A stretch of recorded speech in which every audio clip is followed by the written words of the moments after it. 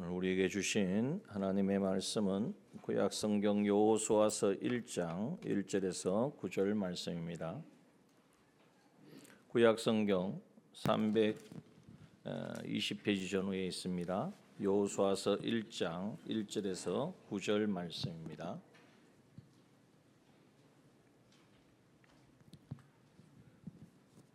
하나님의 말씀 여호수아서 1장 1절에서 9절 말씀 봉독합니다.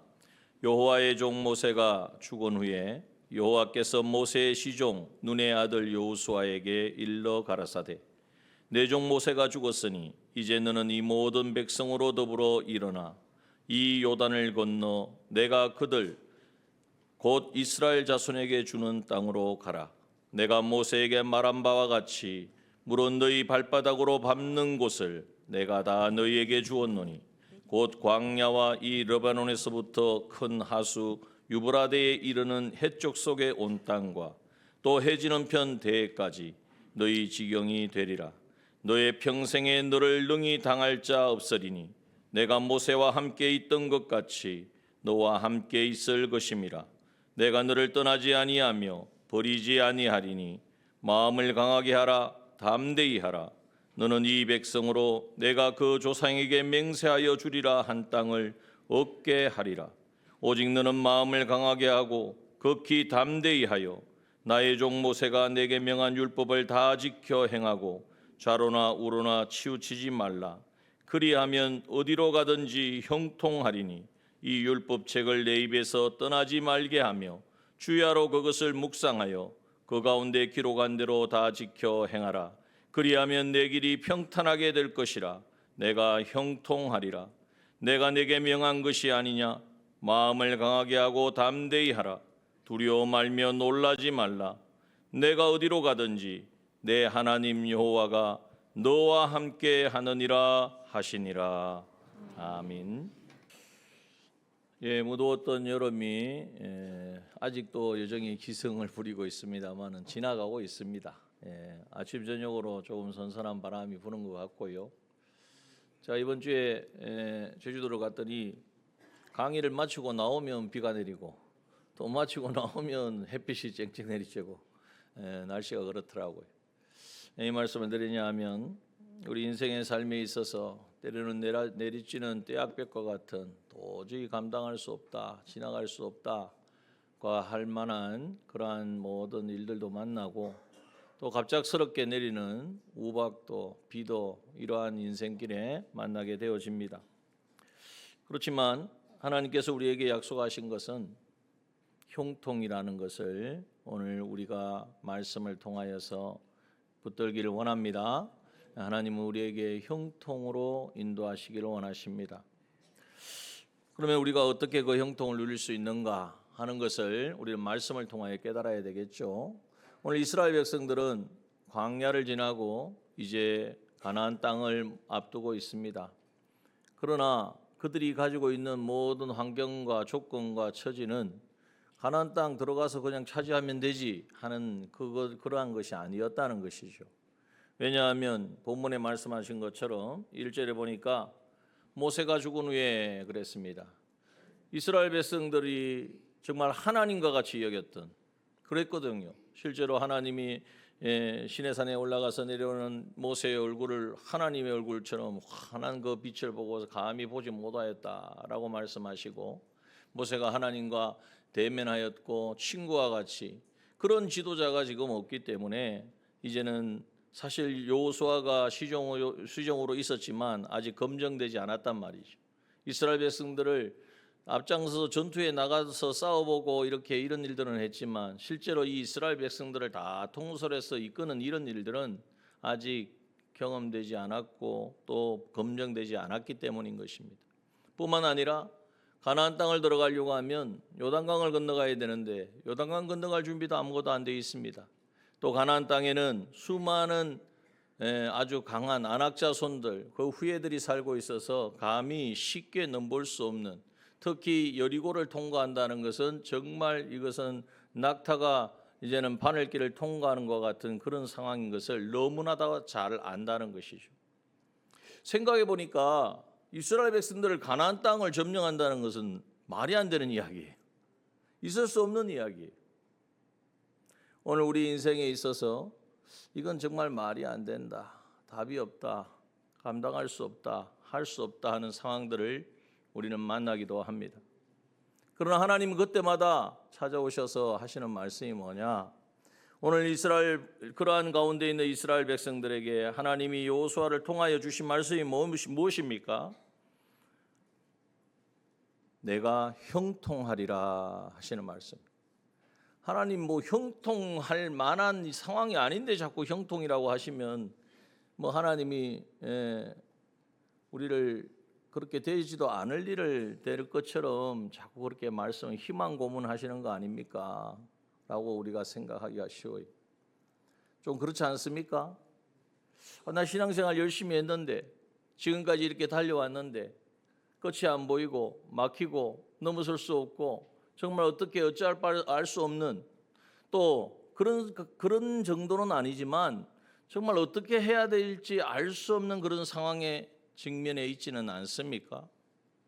그러나 하나님께서 주시는 말씀은 내가 너를 형통케 하리라 라고 말씀하신다는 사실이, 오늘 이 말씀을 통하여서 하나님이 우리에게 주시고자 원하는 그 형통이 무엇인지를 우리를 깨닫고, 이제는 이스라엘 백성들은 그 하나님이 약속하신 그 형통함을 누렸단 말이죠. 가나안 땅을 들어갔고 요단강을 건너서 여리고를 무너뜨리고 가나안 땅을 이제는 완전히 저 모든 전역을 정복하는, 그리고 거기에 정착하는 일을 이루었다는 거죠. 도저히 인간적인 생각과 계산으로는 있을 수 없는 일들이 이루어진 것입니다. 뭐 이스라엘 백성들이니까 그렇게 한 거지 뭐 이렇게 생각하면 안 돼요. 우리도 똑같습니다. 감히 넘볼 수 없고 도저히 내 삶에 이루어지지 않을 것 같은 그 가나안 정복이, 그 여리고가 무너지는 그 놀라운 일이 오늘 우리의 삶에도 하나님께서는 주시기를 원하시고 그것을 경험케 하시기를 소원하셔서 오늘도 이 말씀으로 찾아온 줄 믿습니다. 그러면 하나님이 주시는 형통은 뭐냐? 우리 형통이라는 단어에 대해서 먼저 우리가 분명히 인식을 해야 돼요. 형통이라는 말은 여기 본문에 보면 히브리어로 사칼이라고 하는데 성공이라는 의미를 가집니다. 형통은 성공, 그렇지, 성공이지. 그런데 중요한 것은 뭐냐? 형통과 성공에 대하여 사전에서는 어떤 일이 내 계획과 마음대로 잘 되어가는 것이라고 이야기합니다. 내 계획과 내 뜻대로 내 의도대로 잘 이루어지면 야 형통하다, 야 성공이다, 이렇게 사람들은 생각한다는 것이죠. 그러나 하나님은 어떻게 보시느냐?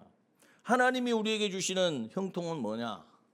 바로 어떤 상황이, 어떤 일이 이제는 이루어지되 하나님의 뜻대로 잘 되어가는 거예요. 하나님의 뜻이 나를 통하여서 이루어지는, 나의 삶 속에 이루어지는 것을 형통이라고 성경은 말씀하고 있습니다. 그래서 이 정의를 바로 가지고 우리의 삶을 정리해 봐요. 내 뜻대로 안 되어진다고 형통하지 않다고 생각하면 안 된다는 거죠.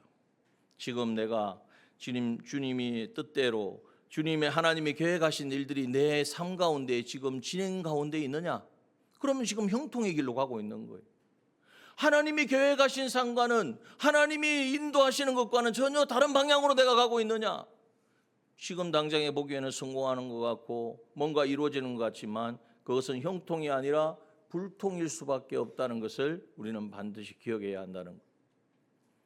그러므로 하나님이 내 삶 가운데 이루시는 그 하나님, 어떤 하나님이십니까? 천지를 창조하신 하나님이십니다. 전지하신 하나님이시고 전능하신 하나님이시고, 그래서 그 하나님의 뜻이 이제는 반드시 이루어지는데, 그 하나님의 뜻이 이루어지는 그 일에 내가 쓰임 받으면 나는 하나님이 이루시는 놀라운 역사를 나도 경험하고 체험하게 된다. 여러분, 이것이 그리스도인의 특권인 줄 믿습니다. 여러분, 이 세상이 되는 대로 잘 되어지는데 교회 가서 열심히 기도하고 빌면은 그것도 더 잘 되더라.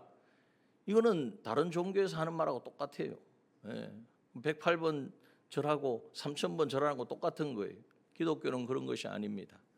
하늘의 뜻이 이 땅에 이루어지는, 하나님의 선하신 그 선하신 계획하심이 이 땅 가운데 이루어지는데, 그것을 보고 깨닫고 거기에 쓰임받고 그러한 일이 내 삶 가운데 이루어질 때에 하나님이, 그 전지하신 하나님이, 전능하신 하나님이 때로는 막히고 안 될 것 같고 이거는 불가능한, 마치 이스라엘 백성들이 가나안 땅을 점령한다는 것, 정복하는 것, 이건 말이 쉽지 도저히 계산적으로 나올 수 없는 그 놀라운 일들이 실제로 내 삶 가운데 이루어지는 것을 경험하고 체험하는, 이것이 바로 형통을 우리가 경험하는 것입니다. 여러분, 그러한 하나님이 내 삶 가운데 오셔서 하시는 역사가 이루어지는 것을 경험하고 체험하고 그 증인이 되기를 원하십니까? 그렇다면 오늘 이 말씀을 우리가 유념해 보아야 돼. 이스라엘 백성들이 그 있을 수 없는 그 놀라운 이 가나안 땅 앞에서 도대체 어떻게 그 모든 일들을 이루어갔을까? 오늘 그것을 형통의 비결을 오늘 우리는 말씀을 통하여 깨닫기를 원합니다. 3절의 말씀에 보면 하나님께서 찾아오셔가지고 가장 먼저 하신 말씀이 뭡니까? 내가 누구에게 말한 것과 같이요? 모세에게 말한 바와 같이. 모세에게 무슨 말씀하셨는데요? 발바닥으로 밟는 것을 다 너희에게 주었다. 이것이 모세에게 하신 말씀이에요. 가나안 땅을 이스라엘 백성들에게 주셨다라는 이 사실을 먼저 우리는 하나님이 하신 말씀이기 때문에 이대로 이루어질 것을 믿고 그것을 내 삶의 표대로 삼고 그것을 비전으로 삼고 소망으로 삼는 사람이 바로 형통을 체험하고 경험하는 사람인 줄 믿습니다. 그러므로 여러분, 모세에게 말한 그 하나님의 말씀이, 하나님이 하신 그 말씀이, 하나님이 주신 그 이스라엘 백성들에게 주신 그 놀라운 비전이 이제는 오늘 나의 것이 되어질 때에 나도 형통을 경험하게 된다는 거예요.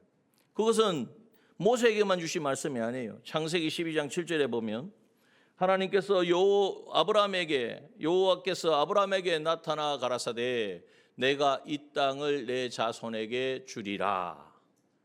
이미 아브라함에게 이 땅을 내 자손, 이 땅이 그 당시 이 땅이 어디냐면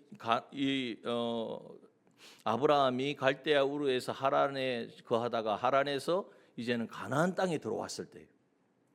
하나님이 이미 아브라함에게 이 가나안 땅을 너와 너 자손에게 주리라고 하나님께서 약속해 주셨다는 거예요.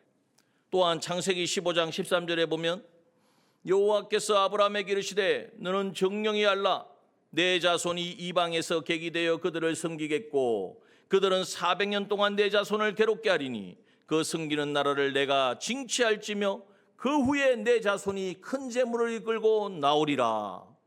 아브라함에게 뭐라고 말씀하셨냐면 너 후손이 400년 동안 애굽에 종살이 할 것이다. 그러나 내가 거기서 건져내어서 이제는 인도할 것이라고 말씀하셨다는 거예요. 이스라엘 백성들은 이 말씀을 소망으로 붙들었던 거예요. 하나님이 지금은 그 당시 출애굽하기도 전에 노예 생활하던 이스라엘 백성들 이렇게 살겠냐? 이거 정말 답이 없다. 이렇게 사느니 죽는 게 낫지. 그러나 그 가운데에 아니야. 하나님이 우리 조상 아브라함에게 저 가나안 땅을 주시겠다고 약속하셨어. 그 약속을 기억해. 이것을 비전으로 삼고 소망으로 붙든 사람들. 그들은 정말 하나님이 하시는 놀라운 역사를 보았던 거예요. 창세기 15장 16절에 보니까 내 자손을 4대 만에 이 땅에 돌아오게 하리니 이 땅이 어느 땅입니까? 가나안 땅이에요. 4대 만에 이 400년 이제는 종살이가 끝나고 나서 이스라엘 백성들을 지금 이 땅 가나안 땅으로 돌아오게 하시려고 하나님이 지금 가나안 땅 앞에 세워두셨다는 거예요. 창세기 15장 18절에도 보면 그날에 여호와께서 아브라함으로 더불어 언약을 세워 가라사대 내가 이 땅을 애굽 땅에서부터 그 큰 강 유브라데까지 내 자손에게 주리니 하나님이 딱 지역까지 재가지고 그래서 오늘 본문에 보니까 4절에 보십시오. 곧 광야와 이 광야는 남쪽에 있는 네게브 광야를 말합니다. 이 레바논에서부터 큰 하수 유브라데에 이르는 해쪽 속의 온 땅과 또 해지는 편 대해 지중해를 말합니다. 너희 지경이 되리라.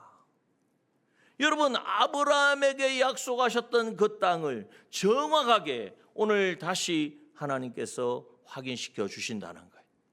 아브라함에게 주신 그 말씀, 그 약속이 이제는 모세에게도 주셨고, 그래서 모세가 계속해서 너희들이 지금 이 애굽에서 종살이 하다가 이렇게 이제는 구원받은 것이 그냥 되어진 것이 아니다. 하나님의 놀라운 계획과 하나님의 약속에 의해서 이루어진 것이라는 것을 계속해서 선포했다는 것. 여러분, 오늘 우리가 어떻게 하나님과 형통한, 하나님 주시는 형통을 누릴 수 있느냐? 하나님의 약속의 말씀을 내 삶의 거룩한 비전으로 삼고 그것을 소망으로 삼고 그 말씀이 이루어질 것을 믿고 나아갈 때에 여러분, 하나님은 우리에게 형통의 길로 인도하시는 줄 믿습니다. 우리에게는 어떤 약속의 말씀을 주셨습니까? 베드로후서 1장 3절 4절 말씀에 보면 그의 신기한 능력으로 생명과 경건에 속한 모든 것을 우리에게 주셨으니 자기의 영광과 덕으로서 우리를 부르신 자를 알므로 말미암음이라. 이로써 그 보배롭고 지극히 큰 약속을 우리에게 주사 이 약속으로 말미암아 너희로 정욕을 인하여 세상에서 썩어질 것을 피하여 다 같이 시작. 신의 성품에 참여하는 자가 되게 하려 하셨으니. 여러분, 하나님이 우리에게 주신 약속과 그 비전이 뭐냐? 신의 성품에 참여하는 것입니다. 이 신은 세상의 신을 말하지 않습니다. 오직 여호와 하나님이신 줄 믿습니다. 하나님의 성품에 참여한다니요. 하나님의 성품을 닮아가고 하나님이 어떠한 분인지를 우리의 삶을 통하여 증명해내고, 그래서 우리의 성품과 우리의 인격이 하나님과 하나 되어지는 이 약속을 우리에게 비전으로 주신 줄 믿습니다. 여러분, 이 비전을 가진 사람, 이 비전을 내 삶의 소망으로 가진 사람, 이것을 산소망으로 가진 사람, 하나님은 그 삶을 형통으로 인도해 주십니다. 이것을 놓치지 마요. 세상에 뭐 이게 잘 되고 이게 성공하고 그래야 하나님이 영광을 받으시고, 그건 다 아래에 적어본 이야기. 먼저 내가 어떤 비전을 가지고 나는 살아가느냐, 나는 어떤 소망의 사람이냐, 이것이 중요하다는 거예요. 여러분, 이스라엘 백성들, 하나님은 그런 비전을 이스라엘 백성들에게 약속의 땅을 주셨지만 이스라엘 백성들이 그렇게 출애굽에서 잘 순종해서 왔습니까? 그랬으면 벌써 들어왔죠. 신명기 1장 2절에 보면 호렙산에서 셰리산을 지나 가데스 바네아까지 10하루길이라 그랬어요. 가데아 바네스까지 10하루길이고, 가데아 바네스에서 가나안 땅 들어가려면요 80km, 그러니까 한 3일이면 들어간단 말이에요. 그러니까 10여일만 하면은 들어갈 수 있는 그 길을 이스라엘 백성들은 40년을 방황했습니다. 왜 그랬습니까? 하나님이 주신 그 비전을 붙잡았지만, 하나님이 그 땅을 너희에게 주시겠다고 하시는 그 약속을 주셨지만 그 약속을 붙들고 온전히 나가지 못하고, 때로는 먹을 것이 없다고 하나님을 원망하고, 마실 물이 없다고 하나님을 원망하고, 이제는 그래서 가데스 바네아에서 결정적으로 하나님이 그 땅을 주신다고 하신 그 땅을 보여줬음에도 불구하고 눈으로 본 것만 본 거예요. 우리는 메뚜기밖에 안 된다. 두 사람이 아니야, 하나님이 우리에게 약속하셨기 때문에 오히려 그들이 우리의 밥이 될 거야. 그런데 그 두 사람의 말을 무시하고 그냥 멸시해버리고, 이제는 우리는 메뚜기밖에 안 된다. 그 말이 사람들에게 환호를 받은, 이거 그래서 우리가 중요해요. 기독교는 다수결이 아닙니다. 예수 믿는 것은 많은 사람들이 간다고 따라가면 안 된단 말이에요. 정말 이것이 하나님이 주신 하나님의 뜻이 어디 있는 걸 찾아야 돼요. 그래서 38년 정확하게는 38년 동안 광야에서 유리하게 되어집니다. 여러분, 오늘 우리에게 다시금 말씀하십니다. 하나님 우리에게 거룩한 비전을 주셨습니다. 어떤 비전입니까? 신의 성품에 참여하는 자가 되게 하려는. 그래서 에베소 1장 14절에 보면 그의 영광을 찬미하게 하신다는 거예요. 신의 성품을 참여해서 우리가 하나님의 형상 회복하고 하나님의 성품을 닮아가고 하나님의 가지고 우리와 공유하시는 그 모든 인격을 내가 온전히 누릴 때에 그것이 하나님의 영광을 찬미하게 하는 증거가 되어진다는 것입니다. 로마서 8장 우리가 함께 나눈 16절 17절의 말씀에 보면 로마서 8장 17절에 자녀이면 또한 후사 곧 하나님의 후사요 하나님의 후사가 뭐라고요? 하나님의 상속자란 말이에요. 하나님의 자녀가 되셨습니까? 그것만 기뻐하지면 안 돼요. 당신은 하나님의 상속자가 된 거예요. 우리가 하나님의 상속자가 된 거예요. 그런데 기뻐만 하지 마십시오. 상속을 받으려면 상속받을 실력이 있어야 돼요. 그 실력을 준비하라고 이 땅의 삶을 주셨다는 사실을 우리가 기억해야 합니다. 그래서 이것을 비전으로 삼아 보십시오. 그러면 늘 생각하기를 이거를 이렇게 하는 것이 나한테 유리할까 불리할까, 악운인가 적군인가, 그렇게 생각하지 않고 이것을 내가 어떻게 하는 것이 하나님의 후사로서 상속자로서 합당한 그러한 결정일까? 그러면은 그 답은 누가 가지고 있어요? 하나님은 어떻게 생각하실까? 하나님은 뭘 기뻐하실까? 이것을 찾을 수밖에 없는 거예요. 이것이 자연스럽게 되어야 돼요. 이게 바로 우리의 신앙의 삶이라는 거예요. 그런데 우리는 너무나 세상에 많이 기대어서 세상의 삶에 너무나 찌들어가지고 다 계산이 내 계산이야. 나한테 유리한가 불리한가, 악운인가 적군인가. 여러분, 여호와의 군대 장관으로 하나님이 오셨습니다. 그 하나님을 볼 수 있는 눈을 열고 그 하나님을 인정하면 그 하나님께서 우리를 정말 우리에게 약속하신 그 모든 것을 누리게 하실 줄 믿습니다. 비전을 가집시다.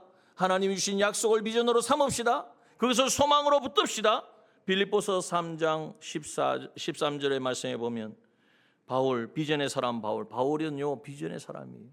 하나님의 약속을 붙들고 나간 사람이에요. 아무것도 없는 가운데 빌립보서 3장 13절에 형제들아 나는 아직 내가 잡은 줄로 여기지 아니하고 오직 한 일 적 뒤에 있는 것은 잊어버리고, 뒤에 있는 건 잊어버려야 됩니다. 내가 과거에 뭘 했고 어떻게 이거 다 그거는 주님 앞에 가서 주님이 다 알아서 챙겨주실 거고, 그런 생각하지 말고 앞에 있는 것을 잡으려고 무엇을 향하여요? 표대를 향하여 그리스도 예수 안에서 하나님이 위에서 부르신 부름의 상을 위하여 쫓아가노라. 걸어가는 게 아닙니다. 쫓아갑니다. 하나님의 말씀에는 쫓아가는 거예요. 뛰어가는 거예요. 여러분, 소망을 하나님이 우리에게 비전으로 주신 하나님의 약속을 비전으로 주실 때에 그것을 우리는 소망으로 붙잡고 표대를 향하고, 이제는 그 표대는 바로 하나님의 형상을 회복하는 것이고 신의 성품에 참여하는 것이고, 이제는 그 표대는 바로 하나님과 같이 온전하여지는, 그래서 정말 하나님의 상속자로서 합당한 이 삶을, 그러한 준비가 되어지는, 이것이 바로 우리의 표대요 비전이요 소망이 되어질 때에 하나님은 우리의 삶 가운데 오셔서 우리를 형통으로 하나님의 뜻이 우리를 통하여 이루어지는 그 길로 우리를 인도하시는 줄 믿습니다. 생각을 바꿔야 돼요. 결국은 우리의 모든 삶에 어렵고 힘들고 공고한 일은 내가 그러한 소망과 비전을 가지지 않고 다른 생각을 가지고 가기 때문에 하나님이 우리를 사랑하심으로 막으시고 돌이키게 하시는 거예요.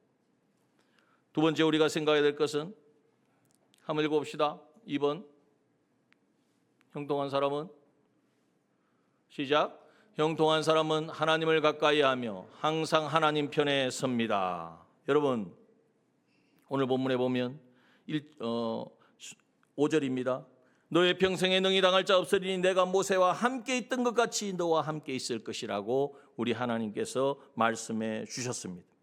모세의 리더십을 이어받은 여호수아와 함께 하시겠다는 약속이, 사람들은 의심합니다. 과연 저 여호수아가 잘할까? 정말 여호수아가 우리를 인도할 수 있을까? 모세가 없는데 이게 가능해? 수많은 이야기들과 눈총을 받습니다. 그러나 여러분, 두려워하지 않고 하나님이 하신 이 약속의 말씀을 붙들고 하나님이 내와 너와 함께 하겠다고 주님 하나님께서 찾아오셨다는 사실이에요. 여러분, 하나님 우리의 인생을 아십니다. 우리의 약함과 부족함을 아십니다. 그러므로 하나님께서 우리에게 찾아오셔서 강하고 담대하라. 그 근거는 뭡니까? 그냥 예수 믿는 사람이니까 배짱 한번 부려보는 겁니까? 내가 너와 함께 하리라. 여러분, 우리가 하나님이 나와 함께 하심을 인정하고 믿을 때에 우리는 강하고 담대할 수 있는 것입니다. 여러분, 하나님을 이길 자가 누가 있습니까? 하나님을 대항할 자가 어디 있습니까? 하나님이 하시고자 하는 그 일을 막을 존재가 어디에 있습니까? 문제는 내가 하나님이 나와 함께 하신다는 이 사실을 내가 삶 속에서 늘 누리고 경험하고 확인해야 되는데 그 일을 하지 않기 때문에 항상 불안하고 두렵고 그래서 어떻게 해야 될까 고민 가운데 있다는 것이. 그러나 오늘 우리는 기억해야 합니다. 하나님은 늘 우리의 삶 가운데 찾아오시는 줄 믿습니다. 우리의 삶의 모든 현장에 내가 너와 함께한다 찾아오시는 그 주님을, 그 하나님을 우리는 영접해야 된다는 거예요. 영접하지 아니하니까 하나님이 주시는 모든 것을 우리가 받아 누리지 못한다는 거예요. 여러분, 하나님이 함께 하시는 어떤 일이 일어나는 줄 아십니까? 고린도후서 6장 9절 이후의 말씀에 보면 한번 읽어봅시다. 시작. 무명한 자 같으나 유명한 자요, 죽은 자 같으나 돌아 우리가 살고, 징계를 받는 자 같으나 죽임을 당하지 아니하고, 근심하는 자 같으나 항상 기뻐하고, 가난한 자 같으나 많은 사람을 부유하게 하고, 아무것도 없는 자 같으나 어떤 사람이라고요? 모든 것을 가진 자로다. 여러분, 하나님이 함께한 사람은 이렇게 된다. 믿으십니까? 우리는 하나님이 함께하는 사람이 되기를 소원하고 그 일을 힘쓰기 전에 하나님 좀 나를 유명하게 해주시고 부유하게 해주시고 이제는 정말 사람들에게 인정받게 해주시면 그제서 하나님을 모시려고 그래요. 순서가 바뀌었습니다. 시편 73편 28절에 하나님께 가까이 함이 내게 복이라. 내가 주 여호와를 나의 피난처로 삼아 나 주의 모든 행사를 전파하리이다 라고 말하고 있습니다. 왜요?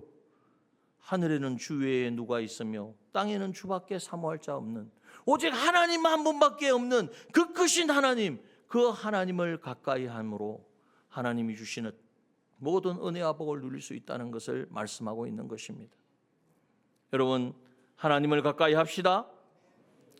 우리가 가까이 하기 전에 이미 하나님은 우리 끊을 수 없는 그 사랑으로 우리와 함께 하고 계시는 줄 믿습니다. 이 사실을 우리가 늘 인식하고 그 은혜로 인하여 감사하고 그 은혜 속에 머물러 있기만 하면 돼요. 여러분, 이것이 안 되어지니까 결국 포도나무 가지가 둥치에 붙어 있기만 하면 어떻게 되죠? 절로 열매를 맺는데 열매 맺는 걸 가지고 자꾸 뭔가를 확인하려고 하니까 문제라는 것이죠. 여러분, 오늘 비전의 사람, 이제 형통을 경험하는, 하나님이 하시는 일이 이루어지는 형통을 경험하는 사람은 하나님을 가까이 함으로 하나님의 편에 서는 사람, 세상의 편에 서는 것이 아니라 하나님이 옳다고 그러면 세상이 다 달라들어도 아니라고 이야기하고, 그 나를 우겨싸고 천만인이 만인이 나를 둘러싸고 나를 해하려고 할지라도 하나님이 계신 그 편에 서서 하나님을 의지하고 인정하는 그 사람이 바로 하나님이 하시는 놀라운 형통의 역사를 경험하게 되는 줄 믿습니다. 또한 세 번째 우리가 꼭 기억해야 될 것은, 한번 읽어봅시다. 시작. 형통한 사람은 하나님의 말씀 안에 거하며 순종합니다. 7절과 9절 말씀에 보면 하나님께서 너는 마음을 강하게 하고 극히 담대히 나아정 모세가 내게 명한 율법을 다 지켜 행하고 좌로나 우로나 치우치지 말라. 그리하면 어디로 가든지 어떻게 된다고요? 형통하리니. 하나님의 8절입니다. 율법책을 내 입에서 떠나지 말게 하며 주야로 그것을 묵상하여 그 가운데 기록한 대로 다 지켜 행하라. 그리하면 어떻게 된다고요? 내 길이 평탄하게 될 것이라 내가 형통하리라 말씀하셨습니다. 여러분, 하나님을 가까이 하는 사람은, 하나님의 편에 서는 사람은 하나님이 무슨 말씀을 하셔도 그 말씀에 순종하는 사람입니다. 자기 생각과 자기의 경험과 자기가 가지고 있는 관점을 다 내려놓고 주님이 원하시고 기뻐하시면 자기의 모든 경험과 체험까지도 다 깡그리 십자가에 못 박고 주님의 뜻에 순종하는 사람, 그 사람이 하나님이 함께 하셔서 형통으로 인도하신다는 사실입니다. 요한복음 15장 너무나 잘 아는 포도나무 비유죠. 그러나 그 포도나무 비유가 7절의 말씀에 보면 다 같이 읽어봅시다. 7절 시작. 너희가 내 안에 거하고 내 말이 너희 안에 거하면 무엇이든지 원하는 대로 구하라 그리하면 이루리라. 내 말이 너희 안에 거하고. 이 말은 누구의 말입니까? 하나님의 말씀이 우리 안에 거한다는 거. 우리 안에 거한다는 말이 뭐죠? 말씀을 많이 암송하고 읽기만 하면 됩니까? 그것도 중요해요. 그거 해야 됩니다. 암송하지 않으면 생각이 나겠어요? 읽어야 하나님 말씀을 알죠. 그러나 우리가 보고 듣고 읽은 암송한 그 말씀을 지켜 행할 때에 그것이 바로 하나님과 연결되어지는 것이고, 그로 말미암아 하나님의 형통을 경험하게 된다는 거예요. 9절과 10절 말씀을 볼까요? 요한복음 15장 9절과 10절 한번 읽어봅시다. 시작.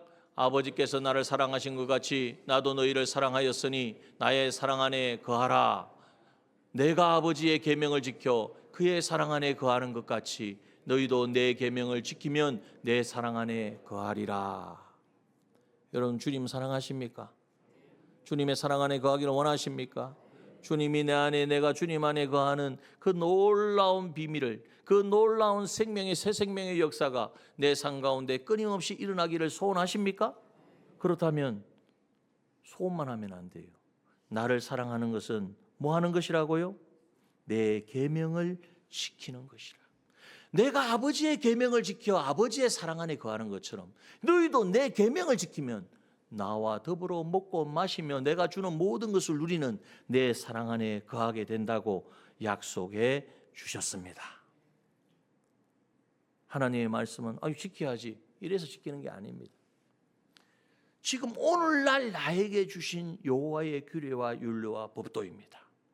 그것은 하나님의 말씀에 계시되어 기록으로 주시고, 기록된 말씀을 읽을 때에 내 삶 가운데, 내 영 가운데 거하시는 성령 하나님께서 오늘 나에게 야, 그건 네 욕심이잖아, 그런 말 하면 안 되지, 그거 다 포기하고 하나님이 기뻐하신 편을 택해. 계산되지 말고 인간적인 생각하지 말고 내 관점으로 보지 말고 하나님이 보시면 어떻게 보시겠느냐, 그 관점으로 봐야 돼. 누구의 음성입니까? 성령의 음성이. 그 성령의 음성을 듣고 거기에 반응해야 된단 말이에요. 그런데 그건 무시하고 내가 지금까지 어떻게 생활해 왔는데, 내가 지금까지 신앙생활하는 것이 어떤데, 내 어떤 경험이 이런데, 이것이 옳은데 자기 주장을 펼쳐나간단 말이에요. 여러분, 그것은 바로 하나님이 기뻐하시고 원하시는 성령의 음성을 듣고 말씀에 순종하는 것이 아니에요. 그러니까 어떻게 돼요? 사랑 안에 거하지 못하는 거예요. 하나님과의 사랑의 관계가 이루어지지 않아요. 그러니까 어떻게 되겠습니까? 자기가 주인 되고 왕이 되고, 그런데 알고 보면 자기가 주인도 아니에요. 마귀가 주인이에요. 사망의 권세에 붙들린 삶을 사는 거예요. 옛사람의 삶을 버리지 못하는 거예요. 주님 앞에 섰을 때에 주님, 내가 그래도 주를 위하여 헌신하고 충성하고 노력하고 왔는데요, 그런데 내가 기억이 안 난다, 내가 너를 모르겠다. 여러분, 얼마나 심각한 이야기입니까? 여러분, 그러므로 이제 우리는 오늘 말씀을 통하여서 하나님이 주신 형통은요, 약속입니다. 누구에게는 주고 누구에게는 안 주는 게 아니에요. 이 약속의 말씀 붙들고 그렇게 나아가는 자에게는 하나님의 뜻이, 하나님의 계획이 우리를 통하여 이루어지는 놀라운 형통의 역사를 경험하게 될 줄 믿습니다. 그러기 위해서는 하나님이 주신 약속의 말씀을 비전으로 붙잡으십시오. 지금까지 얼마나 수많은 말씀들을 주셨습니까? 근데 듣고 그냥 흘러보내면 안 된단 말이에요. 여러분, 말씀을 듣고 다음 주에 또 들으면 되지, 오늘 졸았네, 다음 주에 잘 듣지, 이게 이러니까 마귀에게 속는 거예요. 몸은 와 있는데 하나님과의 연결, 하나님과의 교제는 안 일어나. 그런 삶의 변화가 없어요. 그러니 내가 마음에 안 드는데 누가 나를 보고 하나님을 알겠습니까? 그러니까 안타까운 거예요. 여러분, 그러므로 하나님은 오늘도 우리가 형통한 사람 되기를 원하셔서 우리에게 말씀으로 찾아오셨고, 우리에게 주신 말씀을 비전으로 삼고 이 소망을 품고 나아가는 저와 여러분 되기를 소원합니다. 모든 문제보다 크신 분이 우리 하나님이십니다. 그 하나님이 함께 하시면요, 문제 없습니다. 요단강이 문제입니까? 여리고가 문제입니까? 이스라엘 그 모든 족속들이 뭐가 문제였습니까? 하나님이 함께 하시는, 하나님이 가까이 하시는 하나님 편에 서는 저와 여러분 되기를 소원합니다. 이제는 하나님이 무슨 말씀을 하셔도, 내가 해본 일이든 해보지 않은 일이든 하나님이 말씀하시면 그 말씀에 무릎을 꿇고 정말 하나님의 말씀에 수용되는, 그 순종하는 이 삶을 살아야 돼요. 그렇지 않으면요, 하나님의 역사는 없어도 삶은 이루어집니다. 그런데 얼마나 그게 심각한지 몰라요. 삶에 어려움이 없는데 하나님이 나와 함께 하시는 것 같아? 착각이에요. 여러분, 하나님이 함께 하시는 그 역사가 이루어지도록, 그래서 마지막 소망으로 제가 사진 하나 보여드릴게요. 띄워보세요. 포도나무. 우리나라에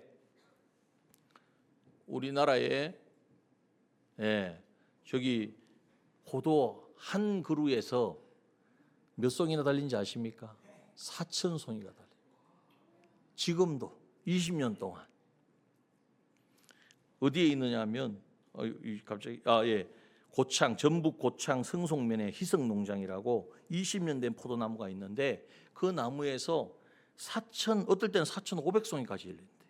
그래서 연매출이 저 한 그루에서 최소한 2천만 원, 많게는 3천만 원. 그게 별로 안 놀라시네. 여러분, 하나님이 포도나무 둥치가 되시고 우리가 가지가 되면 저 정도겠습니까? 저보다 더 정말, 사람들이 보고 요즘은 저래놨는데 요즘은 저 옆에다가 철책을 쳐놨대요. 왜? 사람들이 넘어와가지고 자꾸 만지고 해가지고. 그 정도가 아니라 여러분, 우리 하나님이 포도나무시고 우리가 가지 되어서 형통의 길로 인도하시면 우리가 감히 상상할 수 없는, 정말 기대할 수 없는 그 놀라운 일들도 우리의 삶 가운데 이루어지는 것을 보게 될 줄 믿습니다. 하나님의 형통을 체험하고 경험하는 저와 여러분, 우리 남정의 모든 믿음의 권속들 되시기를 주님의 이름으로 축원합니다. 기도합시다.